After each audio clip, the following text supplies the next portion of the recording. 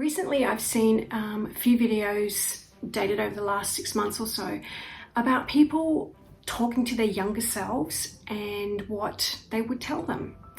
And I thought, what a great idea. So I was going to do a letter and obviously not publish it or anything. It was just a personal letter to myself. But as I did this initially as a thought experiment, what I came up with surprised me. So I thought I'd share it with you.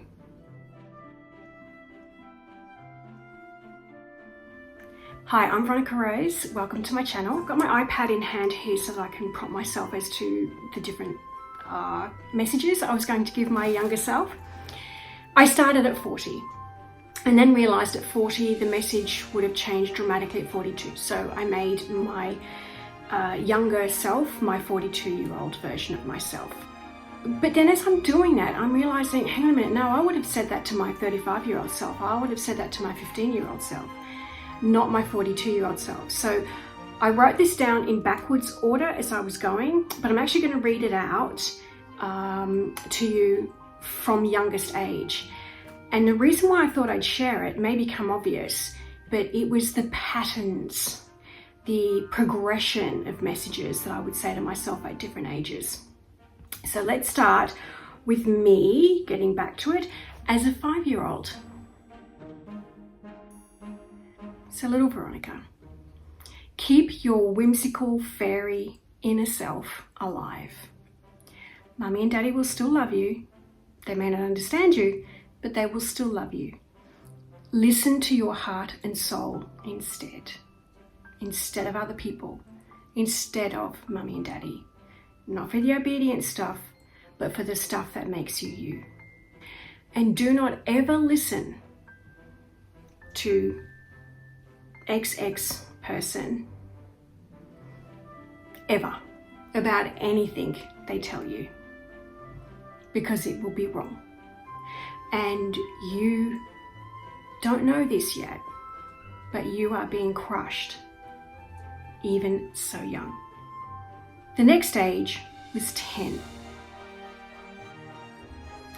So Veronica, pay attention to your inner knowing. You have a lot of pressure to become an academic. You have a lot of pressure to become logical, to be intellectual. And you are training yourself to be so. But your true strength lies in your heart and it lies in your soul. Don't let your spirit die. Don't change your spirit so much that you lose who you really are. One thing to always keep in mind, especially over these next 5 or so years, is all the creative stuff you do. So all the writing that you do, the imaginative play that you do, all of those scenarios in your head, keep them up, because that will nourish you more than your school books. That will inspire you and motivate you so much more than getting A's on every test. Keep in touch with your creative inner spark. And then only a few short years later, at 15,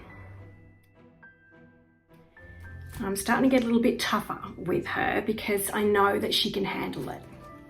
So to my 15-year-old Veronica, when your older sister tells you soon, it's coming soon, that it's time to grow up, it's time to stop swinging on the playground swings, etc. It's time to leave all the childish stuff behind because you have to become an adult now. Do not listen to her.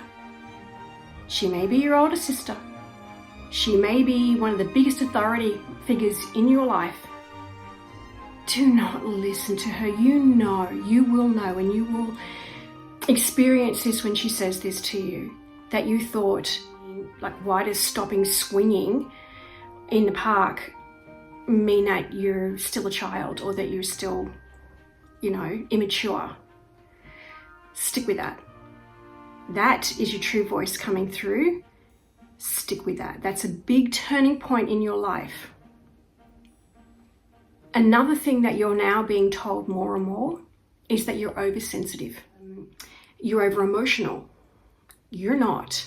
So matter of fact, what you are is, excuse the language, because I know you at 15 didn't swear, You're resilient as fuck.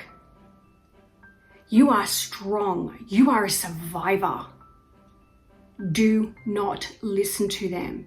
Your oversensitivity is just because you've had the strength to call people out on their toxic behaviors. Fast forward another 40 years and you'll know that the rest of the world is starting to see the same thing you saw way back then.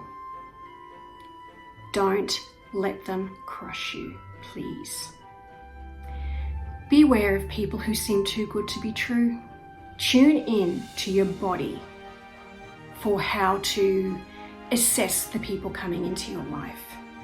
Pay attention to the patterns that they, in their like behaviors and their words and the way they treat you. At 20, please, Veronica, beware of the people who seem too good to be true. If they're too good to be true, I'm telling you from the future, there's something wrong with all of them, okay? When you start seeing patterns of behaviors, of words, of attitudes that play out and they don't make you feel great, that's your mind and your body telling you, hey, something's very wrong here. Don't fall for it, please. But you will also learn manifestation.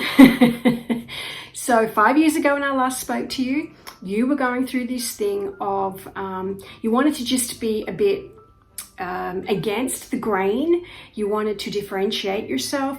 And so when all the girls at school were talking about, oh, falling in love with someone who was tall, dark and handsome, you said, just to be contrary, oh no, I want someone who's short, blonde and interesting. Veronica, you're about to marry someone short, blonde and interesting. It's not interesting in a good way. Start waking up. And one of the other things to remember, again, I repeated from 15, is you're not oversensitive. You are not oversensitive. You are starting to express, what you're doing is actually trusting the wrong people with your observations and your feelings about things, and they're crushing you. You're not oversensitive, you're actually smart, you're insightful, and you are witnessing behaviors and calling out behaviors decades before the rest of the world catches up to you. This is accelerating. This is why I'm repeating it again. I'm going to fast forward yet another 5 years, so to 25.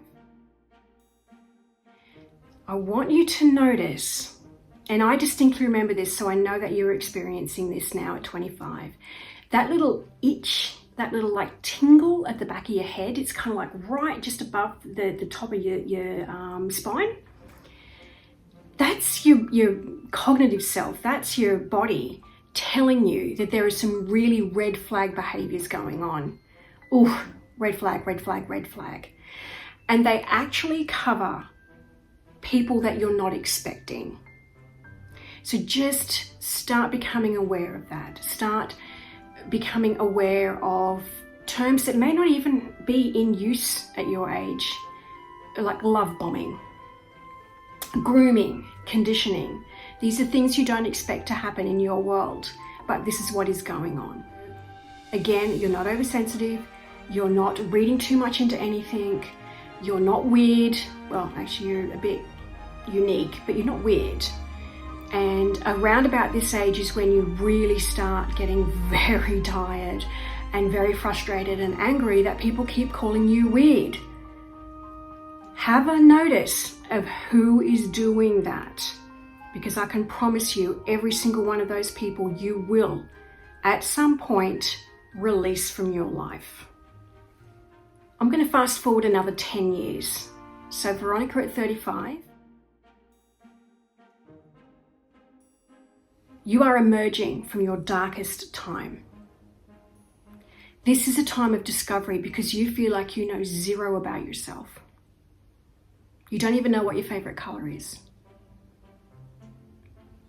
At this time, discover who you are on your own.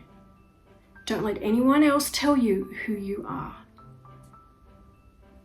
Discover who you are on your own. The other thing, the other tip, because this is going to start happening pretty soon for you, is start politely but definitely disengaging yourself from anyone who interferes with your emerging awareness of your authentic spiritual practice, because that does a lot of damage to these people. So if you can start disengaging from those people, do it politely, do it subtly, but do it definitely. Because the people who do this to you, as you're rediscovering yourself, particularly your spiritual self, they want to annihilate you. And I'm just going to fast forward only another 7 years, and this is my last age, at 42. I was going to do 40, but 42 is your big age. It's like the difference between one half of your life and the next. A lot happens when you're 42. And all of it ultimately is very good, but it comes to you and changes because of some really traumatic, either the culmination of a lot of traumatic events previous, or just traumatic individual events. So I'm not going to go down into that because it actually affected and affects to this day pretty much every aspect of who you are. So all I'm going to do is tell you 3 things. You are beautiful, you are majestic, and you are amazing. I'd like to suggest, if you haven't actually done something like this, is to do it. I was just going to do, a pretty fun list really of things I tell my 40-year-old self. And it became a real self-awareness activity. And I hadn't realized, or I hadn't acknowledged to myself just how the core psychological wounding, which I have now healed, but why that took so long to heal, because traces of that wounding were there from younger than 5. And that's why I felt like I had to go back to me at such a young age. So let me know what you would say to yourself in various stages of your life. I'm honestly not sure if me going back to my younger self and saying these things would have made much impact, knowing what I was like at every one of those stages. And there are certain things that having those experiences have meant, like having children. I wouldn't want anything different. So not all of these crises are 100% bad. As a matter of fact, the learnings I've taken from them make them actually ultimately good. But the one thing I would say to myself through all of it, and again, I don't know how much I could have taken this on board, but if I'd started saying this to myself when I was 5 or 3, I think maybe it might have made a difference. I might have had the same experiences, but maybe they wouldn't have traumatized me as much as they did and do so much damage as they did.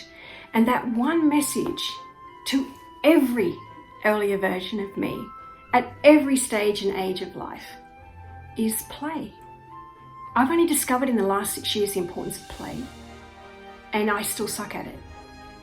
But it is one thing that would have short-circuited or shortcut, reduced 17 years of intense healing and recovery if I had learnt and kept with playing.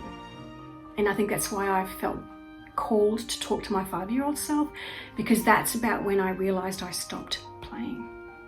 So very play deficient for most of my life. And I suppose in some ways play deprived. Hopefully you can do something like this for yourself.